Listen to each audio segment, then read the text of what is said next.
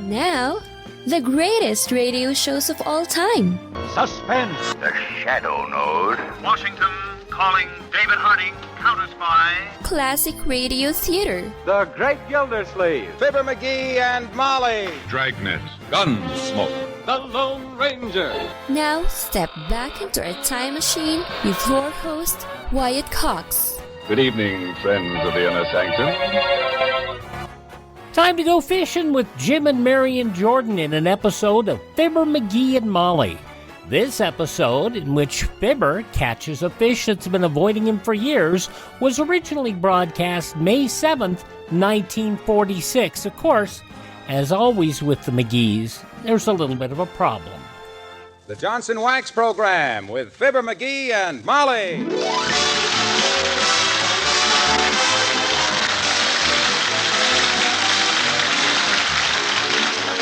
The makers of Johnson's Wax products for home and industry present Fibber McGee and Molly with Bill Thompson, Gail Gordon, Arthur Q. Bryan, Bea Benaderet, and me, Harlow Wilcox. The script is by Don Quinn and Phil Leslie. The music by the King's Men and Billy Mills Orchestra. The time, early morning. The cast, Mrs. McGee, a charming housewife, her husband, a rather dreary character, and a large, wet fish wearing an expression of surprise and horror. The place, 79 Wistful Vista, the home of Fibber McGee and Molly.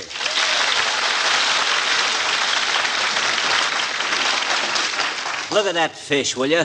A 10-pounder if he weighs an ounce. And I caught her. Look at him. You look at him, dearie. A defunct fish has no beauty for me. They all have a look in their eyes like a head waiter who had just been tipped 10 cents. Well, it's beautiful to me, baby. Lying there in that sink is the toughest, fightingest, smartest bass that ever had his picture on a hardware calendar. Old Muley, the demon of Dugan's Lake. Old whaty? Old Muley. The fish that every guy for 40 miles around has been trying to gaff for 5 years. And who finally hauled him in? I did. That's who, your ever-loving husband. A new chapter in fishing history has been wrote this morning. Say, what time did you go out to Dugan's Lake, dearie? Something woke me up about 6 and I discovered it was you, not snoring. My gosh, at 6 a.m. I'd already been out on the lake for 2 hours. Oh, gee, it was beautiful. Did you ever see the sun come up behind Borgelstoff's brewery? No, I never did, sweetheart. And to think I was the only fisherman in town with ambition and energy enough to get out before daybreak. You want to hear how I landed him? Okay, well, sir, there I was, sitting in a rowboat. When all of a sudden I heard a big splash. Old Muley. No, my lunch. It fell overboard. Tough luck. No, it was a stroke of fortune. Old Muley went after them jelly sandwiches like Congress after Chester Bowles. That kept old Muley hanging around my boat, you see. Too bad you didn't have some hot dogs with a pickerel in the middle and the mustard, etc. Well, sir, I eased my line gently over the side. I eased my line over the side and whammo, old Muley struck. What for, shorter hours and longer worms? No, sir, he hit that line like a fat lady at a nylon sale. And using a delicate wrist motion, I played him in and out like a yo-yo. Pretty soon, I could see he was getting tired, and he could see I was getting tired. It was a battle of strength and wits. Well, knowing how it came out, this is sort of like sitting through a movie the second time. Well, sir, there I was, sitting there in the boat, and suddenly it was all over. There he was in the bottom of the boat. There was tears in my eyes, and there is now, too. I was all choked up. I could hardly speak. Well, you're very emotional about catching a mere fish. It wasn't emotion. In the excitement, I'd swallowed my cigar butt. Anyway... Come in. Hello, folks. Anybody home?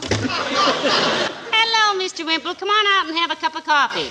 No, thank you, Mrs. McGee. I see you have the same trouble with the city water we do. Imagine a fish that big coming out of the faucet.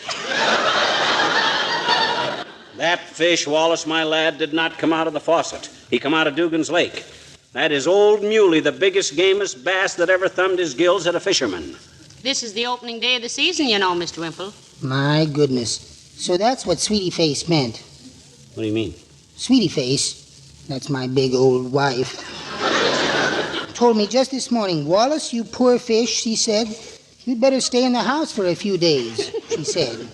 But then she was a little annoyed with me at the time, I suppose. Why was she, Mr. Wimple? Oh, just because I made a teensy little joke. She was doing some weightlifting, and her forehead was all perspiration, and I came in and said, "Hello, sweaty face."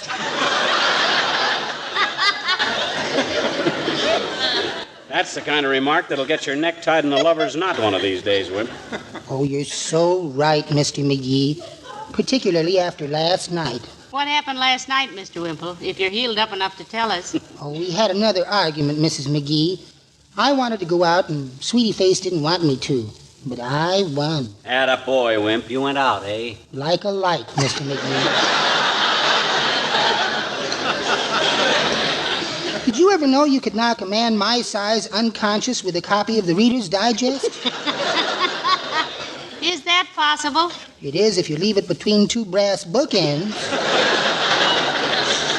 Gracious. When I came to, I had a headache clear down my shoulder and under my arm. Horse feathers. How could you have a headache under your arm? That's where my head was.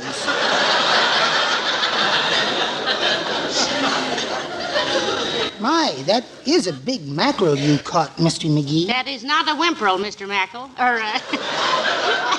I mean mackerel, Mr. Wimple. It's a bass. Isn't it a beauty? Yes, I suppose so, but would you mind turning it the other way? It's got a look in its eye like Sweetie Face when she catches me shaking my piggy bank. Are you going to cook it tonight? Cook it? We don't cook this fish, Wimp. It's going to be mounted on a plaque and hung over the mantel. Just as soon as I can get in touch with a dermatologist. No, you mean taxidermist, dearie. I do? I thought a taxidermist was a guy that stood out in front of a hotel with a whistle and stuffed people into cabs. Oh, no, Mr. McGee. Anyway, you don't mean a dermatologist. Why don't I? Because a dermatologist is someone who has made a study of the skin, Mr. McGee. That's what I says, Dad Rabbit. I want the skin of this fish mounted for my study. Well, I might as well go home, I guess. I can't win here either. Goodbye now.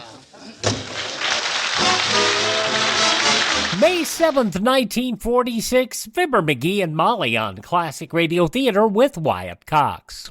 Hi, this is Kyle Horvath with the White Pine County Tourism and Recreation Board. If you want to get away from the big cities and get back to nature this summer, give us a call at 775-289-3720 or visit us online at elinevada.net. There's so much to do and see I can't mention it in 30 seconds, but check out our website and you'll see what Nevada is really all about. elinevada.net or follow us on Facebook or Instagram. Give us a call at 775-289-3720 or visit us online at elinevada.net.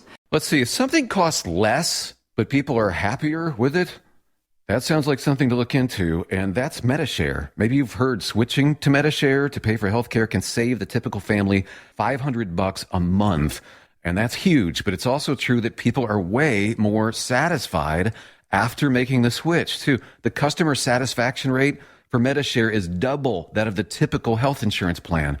Double. MediShare works. It's been around for more than a quarter century, and members have shared more than $3 billion of each other's bills. People love having telehealth and a huge nationwide PPO network. So, yeah, you can save a ton and like it better. Imagine being happy with how you're taking care of your health care. So if you're self-employed or part of the gig economy, or you just want a plan you're happy with, you can call right now and get a price within 2 minutes. A very, very smart use of 2 minutes. Here's the number you need. 833-34-BIBLE. That's 833-34-BIBLE. 833-34-BIBLE. Well, Fibber's tickled to death that he's caught himself a fish. He hadn't found out the bad news yet. Fibber McGee and Molly is what we're listening to this hour of Classic Radio Theater with Wyatt Cox, and this was broadcast May 7th, 1946. You know, Molly, I can hardly wait to see Doc Gamble's puss when he hears I caught Old Muley. Incidentally, I hope you don't plan to leave that fish lying in my kitchen sink all day. Oh, I just want to leave it there till the photographer gets here, you see. Till who gets here? The photographer from the Wistful Vista Gazette. Going to take my picture holding the fish.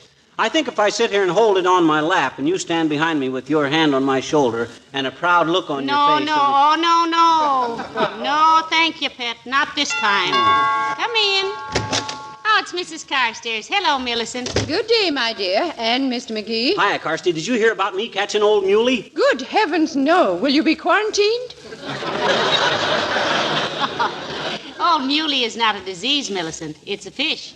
In other words, it isn't catching, it's caught. Oh, a fish. The biggest, gamest, smartest bass in this part of the country, Carsty. I got up before daybreak, went out to Dugan's Lake and Jack Robinson. Who's Jack Robinson? The fellow I had this big fish in the bottom of my rowboat before you could say it. You done much fishing, Carsty? Oh, some, Mr. McGee. Mostly deep-sea fishing. Oh. One year, Mr. Carstairs and I brought home a live octopus we'd captured. We kept it in a pool in the backyard. Heavenly days, an octopus is a rather odd sort of pet, isn't it, Millicent? Oh, this was a very intelligent creature, my dear. But it seemed to be at such a loss to know what to do with those 8 long arms that Mr. Carstairs taught it to play 2 tables of bridge. Oh, now, Millie. Oh, it's a fact, Mr. McGee. It was simply amazing to see the ungainly thing shuffle and deal. I suppose the 2 arms that were playing dummy passed the time of the game of cribbage. No, dominoes, my dear. 3 decks of cards were too confusing. Whatever happened to him, Carsty? I presume it was a him. Well, we think it was a female, Mr. McGee. It was always throwing kisses to the gardener. We finally had to dispose of her. Shoot her, Millicent? Oh, no, my dear. Not that handsome, intelligent creature. We sold her to the Chicago police, and she's now directing traffic at State and Madison. Well, this has all been very interesting, at least to me. So nice to have seen you. Good day.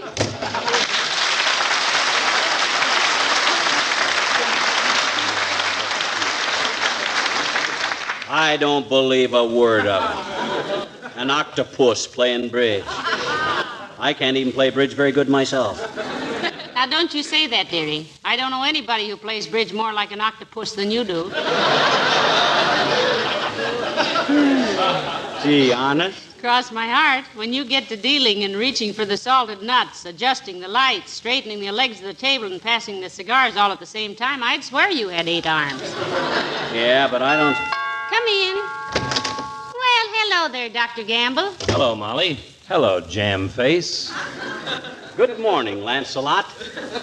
I'm glad you called because I have a very important announcement. And usually people don't announce things to a doctor. He announces things to them. Well, get with it, Gabby. Okay. Now look, Fatso, you know what I did this morning? I went out to Dugan's Lake, and with the skill, patience, and fortitude for which I am noted, I caught the biggest bass in inland waters, Old Muley. Well, that isn't such a thing. You did what? He caught Old Muley, Doctor. It's out in the kitchen sink, packed in ice cubes, which are melting slightly faster than our refrigerator can make them. And if you're a good boy, little iodine, I might take you out in the kitchen and unveil it, so what's the matter? Now, let me get this straight, you little bandit, you poacher. You went out this morning and caught the big bass? That he did, Doctor, that he did. Well, of all the dirty, double-crossing, illegal, low-down, unsportsmanlike What's so unsportsmanlike and illegal about beating you guys to Old Muley on the first day of the season, you big sorehead? If I'm ambitious enough to... What day is this? May the 7th, Doctor. He knows very well what day it is, Molly. He knows the fishing season opens today. Yes, at midnight. At midnight. At midnight. Oh, my gosh, I thought it was... You are in trouble, Buster.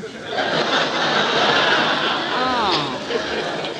Heavenly days, this is terrible. Oh. Doctor, is there any way you can give artificial respiration to a fish? Is it too late to... Yes, I suppose it is. Gee, Doc, what am I going to do? It was all a mistake. It's a mistake that'll cost you plenty, Chisler. Is there a heavy penalty for fishing out of season, Doctor? They'll throw the book at him, dear girl. He's going up the river, but not for fish. When you see him again, he'll have a crew haircut and be talking out of the side of his mouth. I'll never know such a thing. This was an honest mistake. And when I explain it to the game warden... Hey, who is the game warden? Chap named Jordan. Gordon Jordan. How interesting. Gordon Jordan the warden. Look, Doc, does he belong to the Elks? No, he does not. And he's thoroughly incorruptible if you had any idea of buying your way out of this jam with a fast sawbuck. Now, look, boys, let's be realistic. Who would report this to Gordon Jordan, the warden? I'm sure you wouldn't, Doctor. And I know Mrs. Carstairs wouldn't. Who else knows about it, dearie? Well, I called the Gazette. And I told the guy at the filling station when I wanted to use the phone to call the Gazette. I told Mort Toops because I borrowed a nickel from him to make the call when I called the Gazette from the filling station. I told a fellow named Harry who was with Mort when I borrowed the nickel to use the phone to make the call. In other words, you told everybody in town, Sonny, I wouldn't be in your well-worn, unshined, oversized shoes for all the ore in Oregon. Now, look, Doc, you wouldn't turn me in. Not you. Not my old fishing pal, Doc. Who's an old fishing pal of whose? Hello, Molly. Hi, Doc. Hello, Mr. Wilcox. Hello, Junior. What's cooking, fellas? Getting ready for the opening day of the bass season tomorrow? Because if you are, count me in. I want a crack at Old Muley this year. The fishing season for Old Muley is over, Harlow. Yes, it is, Mr. Wilcox. What? This little piscatorial pirate, this poacher, this thief in the night. This thief in the night sneaked out to Dugan's Lake today, this morning, Harlow, in the wee small hours, and caught Old Muley. Oh, no. Out of season? He didn't mean to, Mr. Wilcox. For the first time in his life, he got somewhere early, and it was wrong. Of course I didn't do it on purpose. You believe me, don't you, Harlow? Look, ignorance is no excuse in the eyes of the law, pal. Oh, that's terrible. Old Muley. He's out in the kitchen, in the sink, under a sack. Never mind, McGee. I'd rather not see him. It's like an old friend betrayed. Pal, I never thought you'd do a thing like that. Yeah, but gee whiz, fellas, Those laws are made to give the fish a chance, pal. Yes. That's the protection they have against their enemies. Yes. Just as Johnson's wax is the protection your furniture has against dirt and dust and dampness. Yes, but Mr. Wilcox... Johnson's wax protects your floors and fine woodwork against their enemies. Yes, Keeps them bright and gleaming, gives them the protection they need. Yes, the protection all worthwhile things must have if they're to survive. Yes, but... If you didn't protect your precious belongings, they'd soon be gone. Yeah, but what that... And if we don't protect our game fish against poachers, they'll soon be gone, too. And I've got to get going myself, kids. I'll go with you, Harlow. We won't turn you in, McGee. That's up to your conscience. Doggone it, my conscience is clear. I just made a mistake, that's all. I hope the judge sees it that way. Oh, dear. Well, look, pal, don't you worry about having to spend any time in a dark, dingy old jail cell. I can at least keep you from that. You can, Waxy? Well, gee, that's mighty nice. Sure. I'll send you a couple of cans of Johnson's wax. You can have the brightest, shiniest cell in a couple of days that anyone ever served 6 months in. So long, Molly.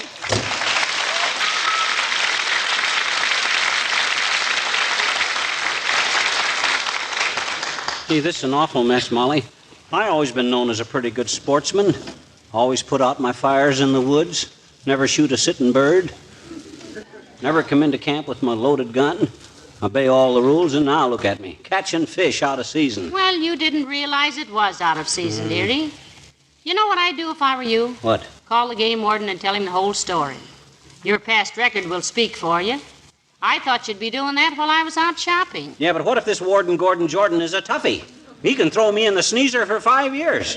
I'll have my picture in all the paper. Oh, my gosh, the photographer. If he comes, don't let him in. He was already here. He was here. Oh. I told him the doctor had just been here and you had a severe attack of Eurofloridana and couldn't see anybody.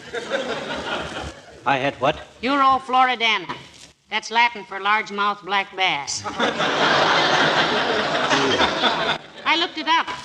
Now, look, Pet, call the warden and confess. Get it over with. I don't know. Maybe... Everybody in town knows it anyway. My gosh, they do it that. Well, sir, as long as somebody's bound to snitch on me anyway, I might as well do my duty. Never let it be said that Fibber McGee dodged an issue when cornered like a rat. Hand me the phone. That's the spirit, dearie. Here. Thanks. Hello, operator. Give me the fish and game commission. Isn't that you, Mert? Not this week, Mert. I'm in trouble enough. Let me speak to Gordon Jordan, the warden. Yeah. Hello, is this Warden Jordan? Look, Gordon, this is Fibber McGee at 79 Wistful Vista. I caught a big bass out of season this morning by mistake. You want to come over and discuss it? You do, eh? Okay, Gordy. Goodbye. How'd he sound, McGee? Sounded like the voice of doom. Sore as a crapshooter's knees. Drat it, why didn't somebody tell me the season didn't open till midnight? My gosh, I would have been glad. If that's Gordon Jordan, the warden, he must be jet-propelled. Come in. Oh, thank goodness. Mayor Latrivia. Hello, Molly. Good day, McGee. Say, what's the matter? You're as pale as a fish's stomach. An unfortunate simile, Mr. Mayor. Himself here's up to his clavicle in fish. I done wrong, Latriv. I caught a big bass out of season. Well, that wasn't very good judgment, McGee. No. However, as long as it wasn't Old Muley out at Dugan's Lake, I'll... Yeah, but it was Old Muley, Your Honor. What? Look, Latriv, I didn't realize the season started at midnight. I thought it started this morning. That's all. Well, everybody makes mistakes. I'm sorry you didn't get a chance at Old Muley yourself, Mr. Mayor. Oh, that's all right, Mrs. McGee. There are still plenty of fish out there. In fact, I think I'll take my rod and reel out there tomorrow morning. You better not do that, kiddo. They don't approve of that stuff out there. In fact, if they know it, they won't even rent you a boat. Who won't rent me a boat if they know what? Your condition. And what is my condition? It's pretty obvious, isn't it? You reeling out there with your fishbowl and staggering... I didn't say I was reeling anyplace. You said you were going to take your rod and reel out to Dugan's Lake, Mr. Mayor. Now, personally, I am not one to criticize a person's habits, but if I may be so bold... Just a moment, Mrs. McGee. I'm getting a little fed up with having you two people involve me in these nonsensical arguments. I think you're trying to bait me into making a fool of myself. Let's drop it, Molly. Look at the trouble I'm in just from baiting a hook. Very well, McGee. Sorry, Your Honor. You take your fish pole and go reeling out to Lake Dugan any time you like. Thank you. Now then, McGee, if you'll give the exact circumstances of the case, I think I might influence the game warden to be... Whatever you're going to influence him to do, get ready to do it, Mr. Mayor. Come in. Dum-da-dum-dum. May 7th, 1946. Fibber McGee and Molly here on Classic Radio Theater with Wyatt Cox. The conclusion, along with yours truly, Johnny Dollar, is next. No offense, but are you a little fat when you look in the mirror? How would you like to learn the secrets to lose 3 to 5 pounds a week easily without joining the gym or going through any crazy diets? It's called Body Sculpt by Med Diet. For the last 2 decades, we've been helping people just like you that have pounds they want to shed. We've helped millions of people lose thousands and thousands of pounds over the years. And now it's your turn. Learn the secrets of how to lose weight with one simple phone call. You'll see an amazing difference in a matter of days. Don't believe us? We'll offer you a money-back guarantee. If you're ready to start losing weight right now, call right now to learn more about your risk-free order to Body Sculpt. Call for your risk-free offer. 800-738-5332. 800-738-5332. 800-738-5332. That's 800-738-5332. Are you in bad pain? You know what I mean. Your knees hurt. Your shoulder hurts. Your elbow and back are constantly killing you. And I'm sure you've tried every pain pill or cream available at the drugstore. Am I right? Well, here's something you haven't tried. Pain Magic.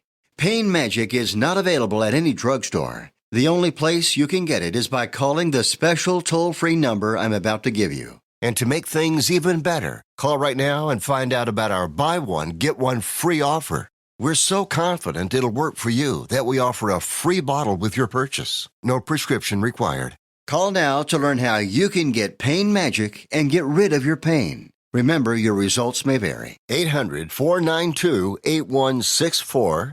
800-492-8164. 800-492-8164. That's 800-492-8164.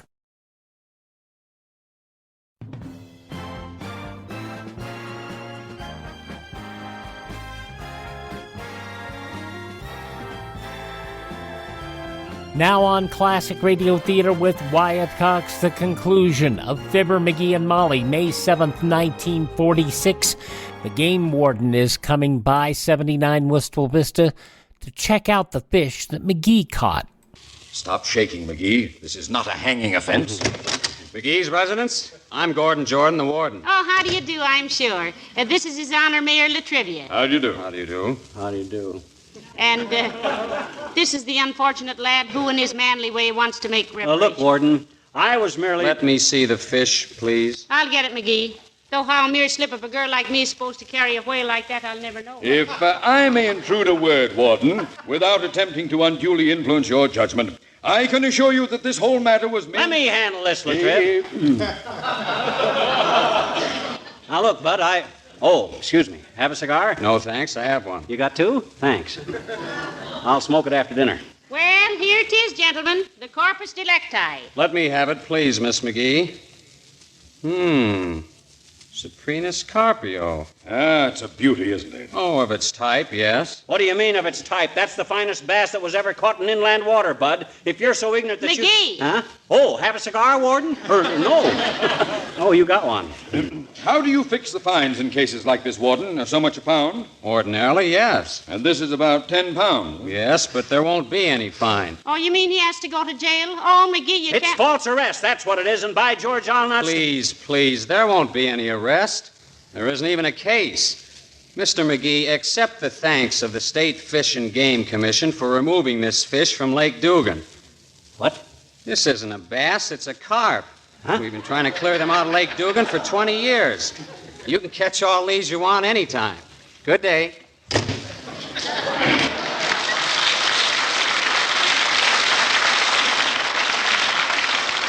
Well, I guess that settles that, McGee.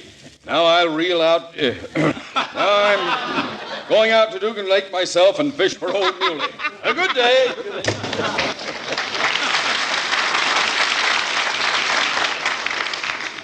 He may fish for him, but he won't catch him. Why won't he? Because Old Muley is still out in the kitchen sink.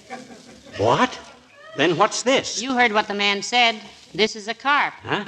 And don't think I didn't have to run all over town trying to find one big enough. Oh, this is humiliating.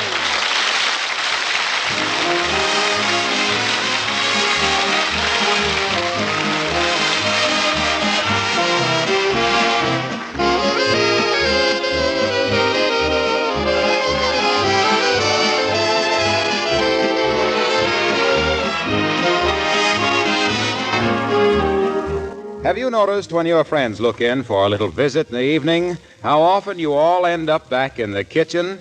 There's something very cozy about a little snack in this favorite of all rooms.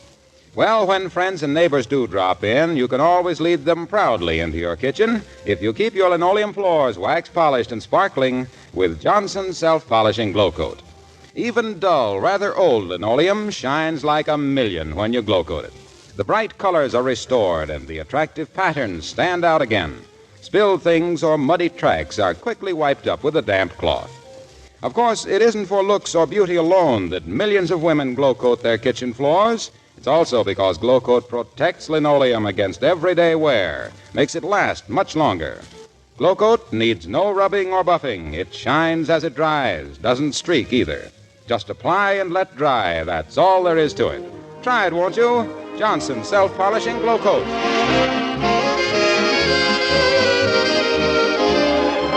You know, dearie, this ought to teach you a lesson. It has, Snooky, it has. Next time you catch a big fish like that, keep quiet about it. You have too much in common. What do you mean? What have I got in common with a big-mouthed bass? Oh,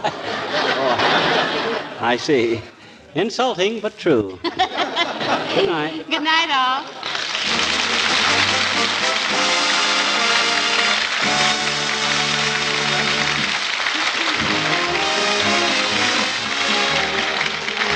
This is Harlow Wilcox, speaking for the makers of Johnson's Wax Products for Home and Industry, inviting you to be with us again next Tuesday night. Good night. This is the National Broadcasting Company. May 7th, 1946, Fibber McGee and Molly on Classic Radio Theater with Wyatt Cox. Are you suffering with arthritis or osteoporosis? Do you have diabetes? Did you know that these are just two of the hundreds of diseases that have seen improvement with Dr. Wallach's incredible longevity products? You can't get them at a health food store. The only way to get them is to call us at 800-214-0065. That's 800-214-0065. Do you have heart disease, fibromyalgia, or high blood pressure? Do you have a terrible time losing weight? Dr. Wallach can help. He was a veterinarian and cured diseases in animals. He felt that he could do the same for humans, so he became a physician. Over 50 years of research and helping people like you goes into every bottle of Dr. Wallach's amazing discoveries. Do you want to feel better? Learn how to treat the cause of your problem rather than covering up the symptoms with drugs. Call 800-214-0065. That's 800-214-0065. Now on Classic Radio Theater, we start a brand new yours truly Johnny Dollar story, The Silver Blue Matter, a story of robbery and juvenile delinquency. This episode originally broadcast May 7th, 1956. From Hollywood, it's time now for Johnny Dollar. Ralph Dean, Johnny, mono guarantee. Oh, hiya, Ralph. How are things? Rough. My wife could kill me, Johnny. For the insurance? No, just for kicks, because she's mad, because she wanted a mink coat. In short, she's a woman. I couldn't buy her a mink. I don't make that kind of money. You know how it is in the insurance game. Oh, sure, I know, Ralph. You're down to your last yatch. So what happens yesterday? I lose 80 mink coats, silver blue, worth $100,000. Gone, snatched, disappeared. Warehouse robbery? Check. Bandley Furriers out in Los Angeles. My wife's about to blow her stack. She says if I can't afford one fur coat for her, then how come I can pay for 80 of them that I haven't even got? How do you reason with a woman, Johnny? I never try. Usually I just send flowers. I've already done that. She ran them through the garbage disposer. So now what do I do? Buy some more flowers.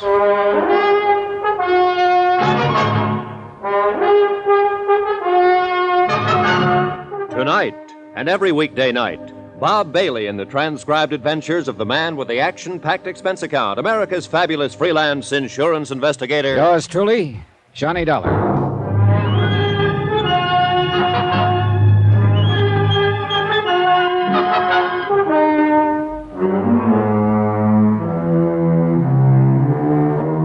From Special Investigator Johnny Dollar to the Home Office Mono Guarantee Insurance Company, 4312 Spring Street, Hartford, Connecticut.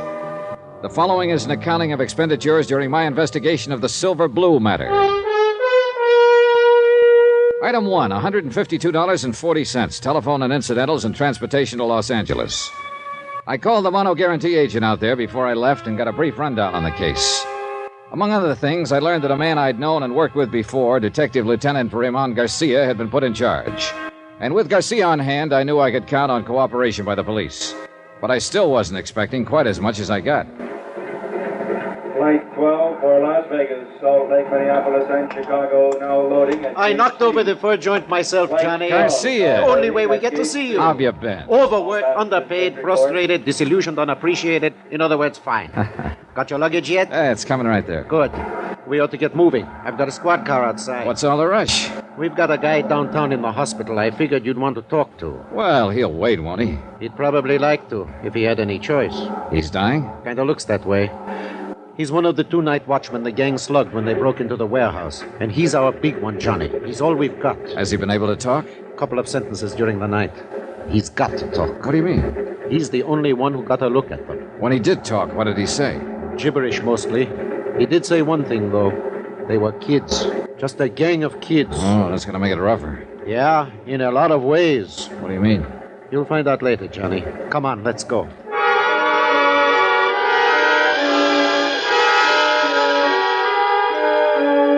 We took the freeway into town with the accelerator floorboarded and the siren screaming. Racing against time and against dying. Weaving in and out through the four-wheel madness that Los Angeles calls traffic. And then the other side of the coin. The solemn quiet of hospital corridors. The calm voices of the nurses. And the blank hardness of sterile white walls. We sat there beside a bed and waited for a man to talk or to die. But the slow minutes passed, and he still did neither. So we waited.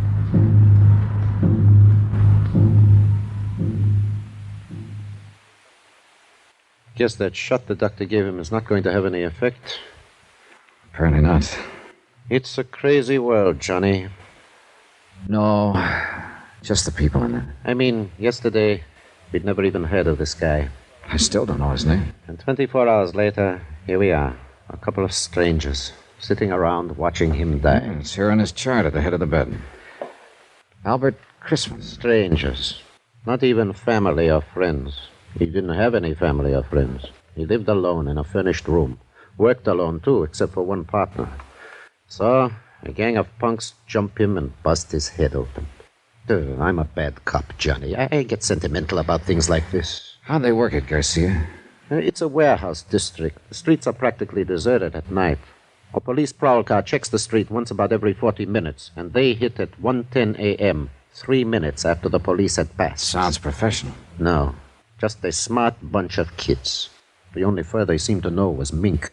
They passed up a dozen or so chinchillas worth twice as much. How'd they get in? I don't know. Chrisman hasn't been able to tell us. They must have tricked him into opening the door. What about Chrisman's partner? He was making his rounds. They slipped up behind him, slugged him. He didn't see them. He didn't know what hit him. And nobody outside in the street saw anything? Saw them leave with the furs or anything? Nope. Or if they did, they're not saying anything. Oh, it's a rough one, Johnny. We haven't got a thing to go on. Except Chrisman here. The shape he's in, that's only a straw. If he recognized any of them, if he lives long enough to identify... At least the poor devil can groan. I don't know. I think he's closer to being conscious right now than he's been in the last hour. Maybe you're right. Chrisman? Order? He wants a drink. Yeah, here you go. That enough? You want some more? Who are you? This is Johnny Dollar, insurance investigator from Hartford. I'm Lieutenant Garcia, L.A. Police. Warehouse. Kid. It's all right now.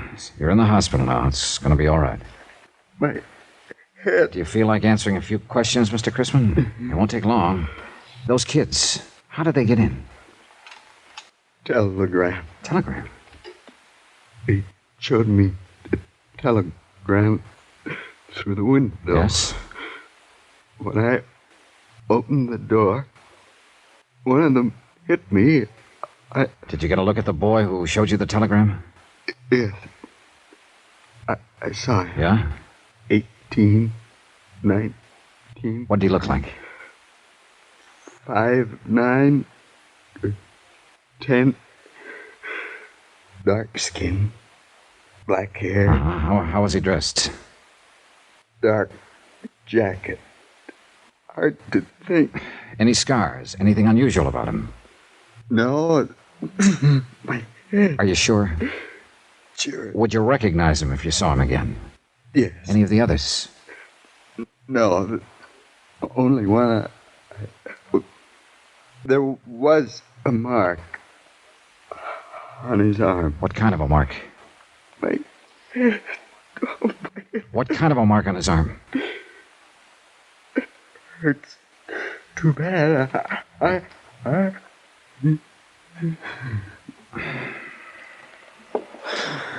Well, that's that. Yeah, he's passed out again. Well, we got a description. Only one thing wrong with it. What? Right in that area, there are about 50,000 kids who fit it.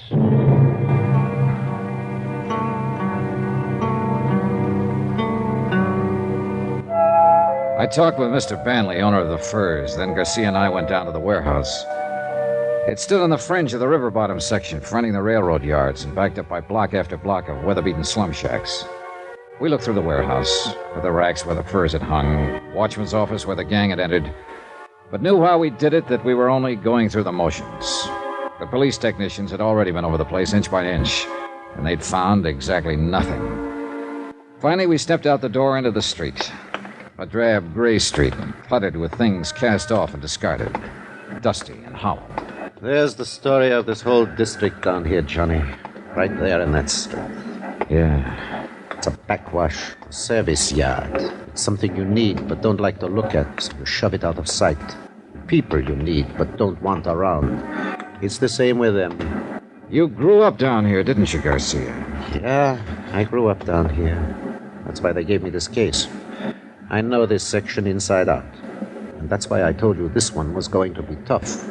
I think I get the general idea. Those kids came from that slum there to the east. One gets you 9 on that. The people who live there aren't on our side, Johnny. If they do know anything, they won't talk, is that it? They wouldn't tell a cop the time of day. I don't mean they're criminals. Most of them aren't. It's just that they always put themselves on the other side. What about juvenile gangs? Do they operate around here? There are dozens of them. And there's another thing. A few of these gangs are pretty rough. And people who might talk don't because they're scared to.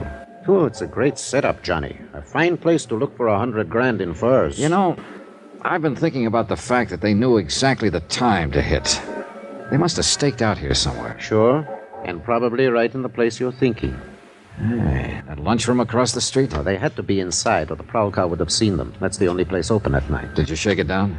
Like I told you, Johnny, they won't give us the time of day. Uh-huh.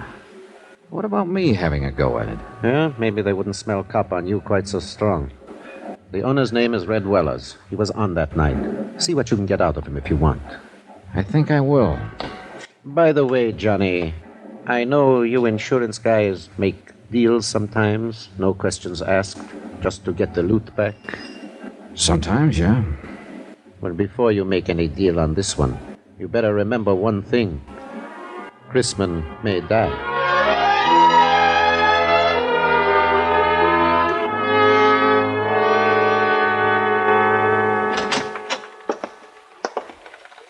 What do you say, Mac? Save your money. What do you want? Coffee? Yeah, I guess so. How's business? $1.02 a day. Father in the hole. Want cream? No, I'll drink it black. Want a sinker with it? No, thanks. Are you Red Wellers? So that's it. What do you mean? You're in that fur case, ain't you? Maybe. I thought you was the same one, but I couldn't be sure seeing you across the street. You come up with that cop Garcia a while ago, didn't you? That's right. I'm an insurance investigator. Well, you come to the wrong address, mister. I don't know nothing about nothing. Who was in the lunchroom here just before the robbery? I don't remember. Any young kids here? No, it was all old men with long beards. I see. 10 cents for the coffee. Yeah, they got you real scared, haven't they? Haven't they? I don't know any theys. All right, look. You know Chrisman, the watchman over at the warehouse. He comes in. He didn't know any theys either. What about it? Nothing. Except he's dying. I'm at the Wilkins Hotel if you change your mind. Room 312, Johnny Dollar. Sorry, I don't see no use of me dying, too. Follow me, Mac?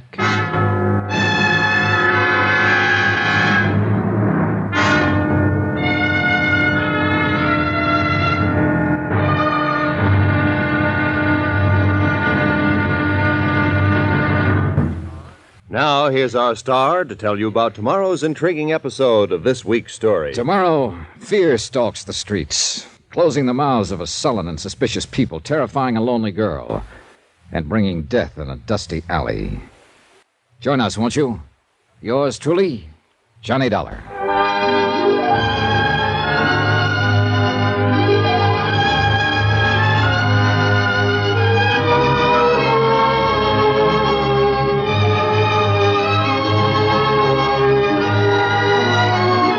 Yours truly, Johnny Dollar, starring Bob Bailey, is transcribed in Hollywood. Written by Les Crutchfield, it is produced and directed by Jack Johnstone. Be sure to join us tomorrow night, same time and station, for the next exciting episode of Yours truly, Johnny Dollar. Roy Rowan speaking.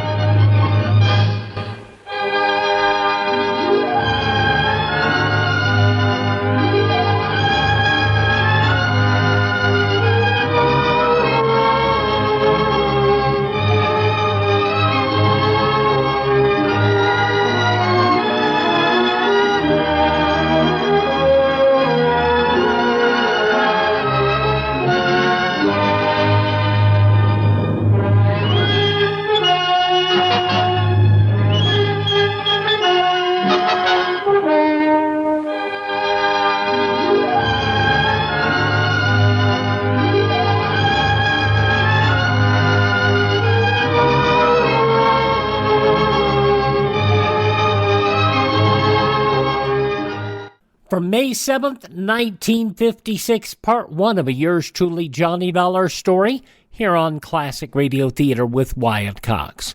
We thank you for joining us and hope you will thank this radio station and support their advertisers. It is their kindness and courtesy that allows us to be with you each and every time we roll around here on your favorite radio station. Also, a reminder that if you miss a day on this station, you do not have to miss a single show. All of our shows are available on demand through iHeartRadio, Spotify, Spreaker, TuneIn, Apple Podcasts, Google Podcasts, Amazon, or Facebook, just by searching Classic Radio Theater with Wyatt Cox. You can also find all of our social media links up at our webpage, classicradio.stream, where you can also stream our shows on demand, learn more about building a classic radio collection of your own, and you can contact me there at classicradio.stream. I'm Wyatt Cox. Thanks for listening. Tell all your friends the great radio shows are right here at this spot on the dial. Classic Radio Theater with Wyatt Cox on your favorite radio station.